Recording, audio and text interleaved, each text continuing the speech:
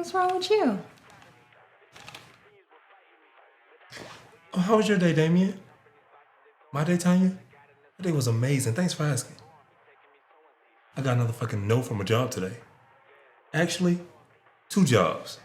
2 jobs said, fuck you. Oh, and on the way home, I had a little run-in with 5-0. They got a little free spirit with their hands. And my face. I was wondering why you look like that. But you didn't ask. Because you don't care. I care. Yeah, right. It's just, it's always something up with you. Always. And I guess I'm just trying to figure out when things are going to turn around. Yeah. Turn around. Yeah. Oh, really? That's how you feel?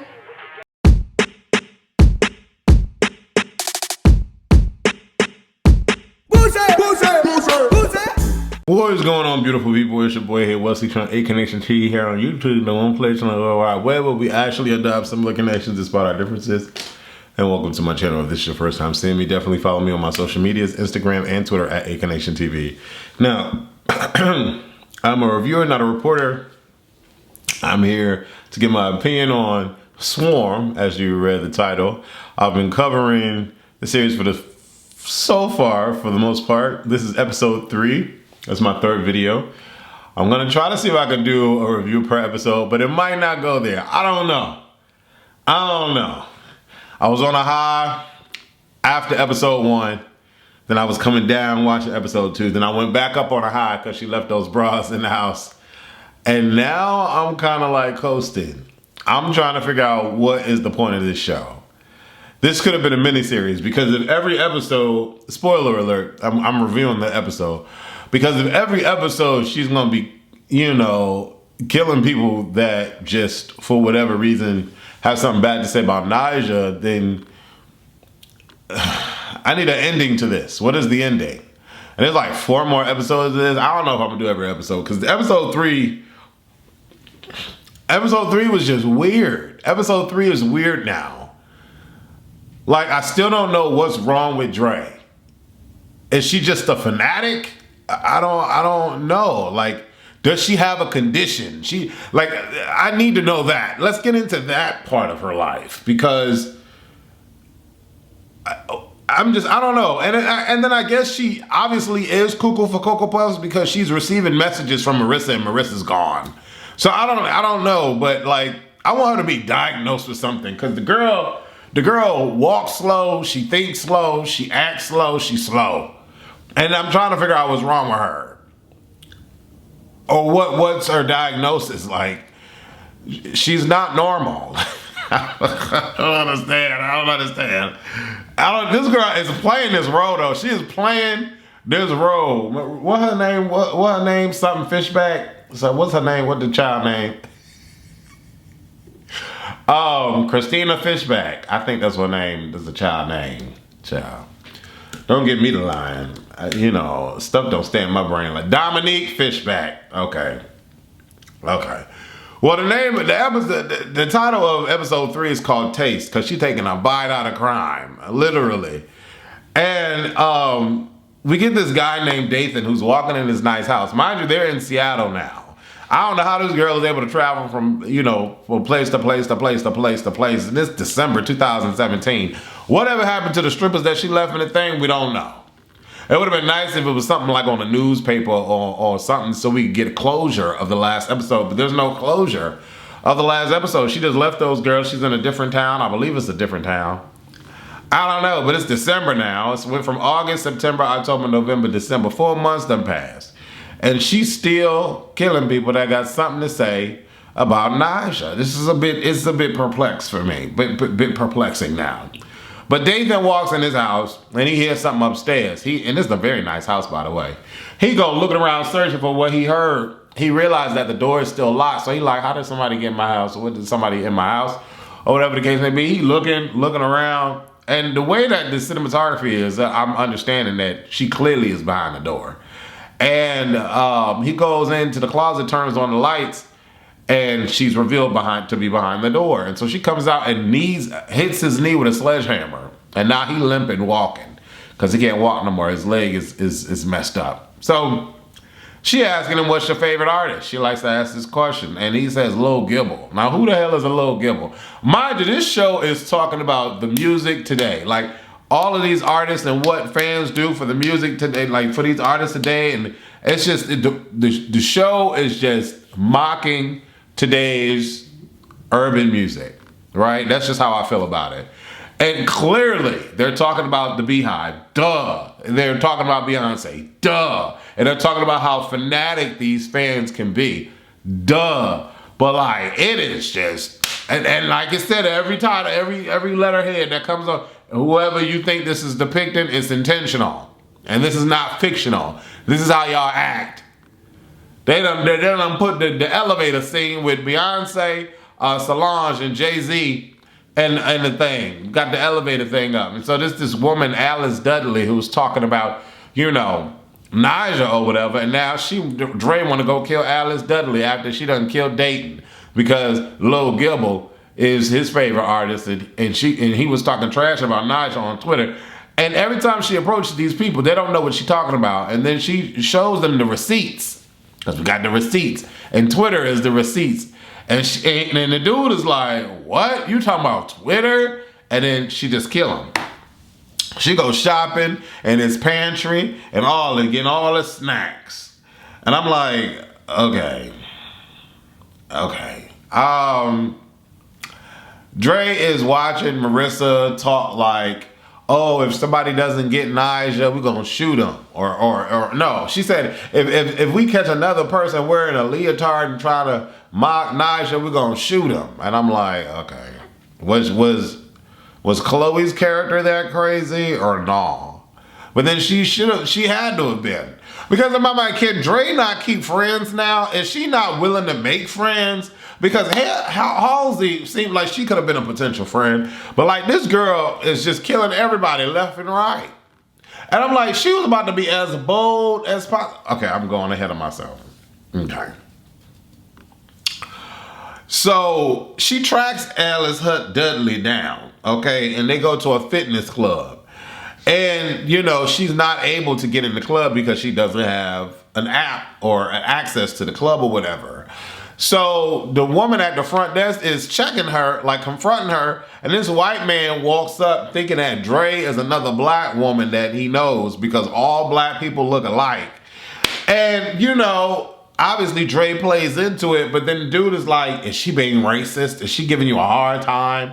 And Dre goes like this, and I'm like, okay, so all the nuances of Dominique Fishback is hilarious. She is in this role, but all the while I'm trying to figure out what's the end game here. Like, y'all got 4 more episodes of this, and I'm trying to, like, this could have been 4 episodes and it could have been done. Because Chloe gone, Idris gone, like all these people gone, it's just her. Like, what are we circling back to? I don't know, but I'm still watching. I'm still watching. She goes and picks up a kettleweight because she wants to kill Alice Dudley. She follows Alice Dudley in this elevator, and she goes and asks the question, who's your favorite artist? And in my mind, I'm like, why is you asking me this? Like, the way Alice is looking her up and down, like, you know, like she kind of about that life, but not really. And, you know, Dre is being real cool for Cocoa Puffs, just staring at her. Like, who's standing on the elevator with this broad carrying the kettleweight, far from the damn where they got the weights at, and she on here asking me dumbass questions? I don't know. Who on the elevator? Not me. Like, I'm so confused. Then the man comes on the elevator, and he has a cachet jacket on. Then this crazy weirdo gets a phone text from Marissa, who's dead, saying to follow the jacket. She didn't acknowledge the jacket that the dude is a staff worker on the cachet tour. So she follows him, dropping the kettleweight down in the elevator.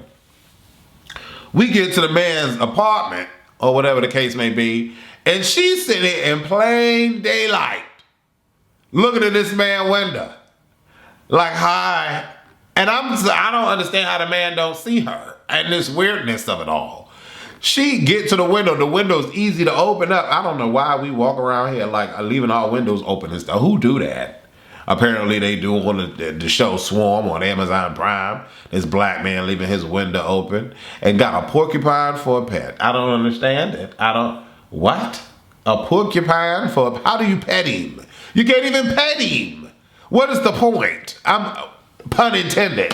What is the point? I don't get it. So she gonna make her way, bold ass woman, gonna make it clear as day, make her way into this man's apartment. And the man catch her. And she come up with this idea. I'm trying to get away, please. I'm trying to get away from him. Don't call the cops. So she come up with this cockamamie story. Yes, I said cockamamie. This story about this man beating on her. And she in this abusive relationship, she trying to get away. AKA Halsey's story. From the second episode, second episode.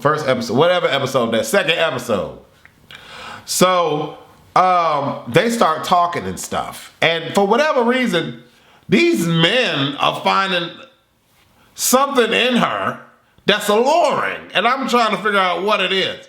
Because she looks psycho. She looks dirty and psycho. So how are you attracted to this? I'm confused. She ain't walking around looking pretty high-end or tempting. And she just looks crazy. Like she looks crazy. So I'm confused. But men are finding her attractive. Okay. And so we get from that to him making dinner. And then he making broccoli. He making a vegetable medley. And he hands it to her. And she looking at the broccoli like she ain't seen broccoli ever in her life. She go to sniff the broccoli. And she like, I don't want this. I don't want this at all. So she gonna pull out snacks from her backpack that she stole from Dayton's apartment's pantry. And the man is like, I used to be 385 pounds. I had a girlfriend who was overweight. She died from a heart attack. I changed my life. I'm not trying to eat snacks. So she put the snacks away. Out of nowhere, she come out the bedroom. Now, I thought that they was alluding to the fact that she had sex with this man. But she didn't have sex with this man. Because the man is sleeping on the living room couch. And she's sneaking and trying to get a donut. So he wake up, he's standing there staring at her. And he like, you can eat it. You can eat it all you want. Okay, then we get from that, and the man just staring at her. She got pull out all these snacks. This buffet of snacks, okay? She looking like the corner store. And so he like, come here. Out of nowhere, he just staring at her. Come here. I'm like, what? So she walk her slow ass around the thing looking slow and dirty. And she got a chip in her hand. So the man walk up to her, take her hand and feeds himself the chip. And she looking like, she hands him another chip. Like the slow crazies of it all. I'm so confused with this show now. It's on the weird side of things. I'm just confused. So they like have this like moment where they're like getting freaky over food. He's digesting the food. She's digesting the food. Then we wake up the next day. She look under the covers and she still got her shorts on. I don't know. They'd be alluding to her having sex, but is she having sex or not? I don't understand. But the man is throwing up in the bathroom because he ate all this junk food. Fast forward. The dude is like, you want to come with me to my show? Or to the thing? And she goes. She bored sitting down. She wanted to meet the artist or whatever the case may be. They go walking around in the back. The dude is meeting people. She's shaking people's hands with a bag that she carrying. It's just a lot going on. This girl is weird. And I don't understand why people I don't know why people are attaching themselves to her. I just don't get it. This is not making no sense to me at all. At this point. Episode 3, I'm like, what is the point of this show? And so, the dude is like, you going to the after party, and the guy that she was eating junk food with and having fantasy foreplay with is like, nah, I'm not going. I don't want to go. And she's like, let's go. So she forces him to go, and then out of nowhere, she drags him to the back of the kitchen and locks him in the freezer. She locks him in the freezer. Then she goes to the party that apparently Naja's sister is at or walked into, and Naja is there. Now, no shade, I would have thought Naja would have been more of a royalty opulent kind of a look. But she ain't really giving all that. in the clothing department, in the hair department. But she's a chocolate sister, and I'm shocked that they made the chocolate sisters the queens and the allure of this thing. I'm shocked, but it's amazing. I love seeing it. But the wardrobe and cachet, they not giving. I don't know what they was giving, but they wasn't giving me to be killing people over. Like, I'm so shocked. Then out of nowhere, this girl gonna get mesmerized at the fact that she seeing Nyjah and that she floating towards her. Now, I'm like, I know she not about to make a fool out of herself. She done been careful and calculated with these killings because she ain't get caught yet. It's been months and months and months and she's still running amok. And she about to just act a fool at this club. Lo and behold, a food cart go in front of her and she start making love to this plum. Now, I'm like so confused. Like, what is this? I know what the show is about. We done got that. Episode 1, episode 2, boom. Episode 3, she now meeting Nyjah and she acting like she can't even focus and can't breathe and she fornicating with this plum. And then the editing made it look like there was a person in front of her, not in front of her, and in front of her, not in front of her. Did she snap out of it and she done bit Nyjah, apparently. She was so engulfed in the plum that she bit Nyjah. In my mind though, how is Nyjah not seeing this freakazoid sitting here fornicating with the plum till they get close enough to get bit? Like, I'm so confused. I don't know, how does that even happen? You got Cachet there, you got Solange there, and Beyonce gonna walk up to a cart that a strange, deranged, dirty, slow-looking woman is eating plums at, fornicating with the plums, mind you. Beyonce gonna walk up to that and say hello? No. Security guards gonna be like, what the hell is this woman doing here? And is it me, or does she not look 12? See, it's certain things I need to know about Dre that we still don't know episode 3. And I guess that's why I'm like, why am I bothering with this show? Because I'm confused. It's weird now. It's just boring. It ain't making sense. It ain't making sense. Child, she done bit Nyjah, apparently. And she running out the club. Ain't nobody tackle her? You think Beyonce is at a party with no security? What? Nobody around Beyonce is going to tackle this broad that just bit her? You think people going to even get that close to a Beyonce to get bit? I'm so confused. I don't know. And then episode 3 ends because she running away. I'm so confused. I don't understand. I need to get more about this chick. Who is this girl? Like, where is she from? Where's her family? Like, because out of nowhere, Chloe Bailey's family had enough money to put her in a fine-ass funeral, but she was living in the dumpsters of hell. And so, anyways, that's my review of episode 3. I need y'all thoughts. What are y'all thinking about this show at this point? It's still an 8, but I'm like, why am I watching this? Like, what is the point? Donald Glover, what is the point of this show? Anyways, leave your comments below. Let me know what you think. Deuces.